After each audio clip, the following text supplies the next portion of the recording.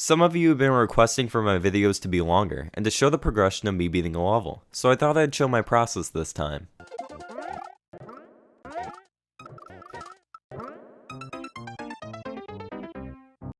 Moving on, the other day I found this level that has been attempted more than 177,000 times by players, yet only one player could beat it.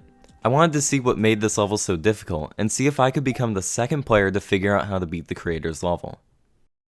This level is a speedrun, meaning Mario must always be moving to beat the level before the time runs out. Here I throw the shell backwards so it hits this POW block, getting rid of the enemy in my way.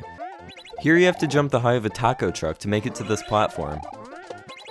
Then I time my presses on these switches to keep the shell with me. Here I throw the spring so it acts as a weight on the seesaw. I throw this shell backwards so I can line it up with myself and jump on it later. In this shell here, its on-off switch is making for some tight jumps. In here you have to jump high enough so that you will be able to get over a taco truck. The level thus far, and especially the next section, wasn't exactly easy to figure out. Since there weren't many indicators, no clear video, and no checkpoints, I would have to redo this section a lot while still figuring out the rest of the level.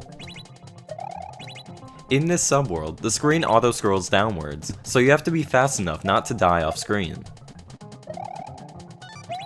Here I do a backward shell jump to make it over this wall. This next part took me a while to figure out since you have to do jumps off screen. I had to be perfect with my movement to make the invincibility last long enough to survive these spikes. Here I jump in this chain chomp from earlier to clear this gap. I have to do this quickly enough so that the chain chomp doesn't land on me while I wait for this platform to go down. And then the rest of the subworld is just waiting on a snake block. By sliding down the slope, I can kill these spinies. Now I grab the POW, turn back and throw it at the muncher, and then a spring jump to end off the level.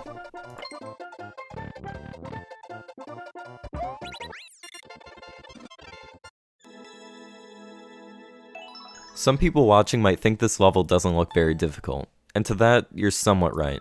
Most of the level's difficulty comes from figuring out the sections, which was a lengthy process for me. Nonetheless, the clear rate on this level was insanely low, and if you see my previous videos, you know that when I have a big accomplishment, I frame something on my wall symbolizing the level I beat. For this level, I decided to put a taco on my wall.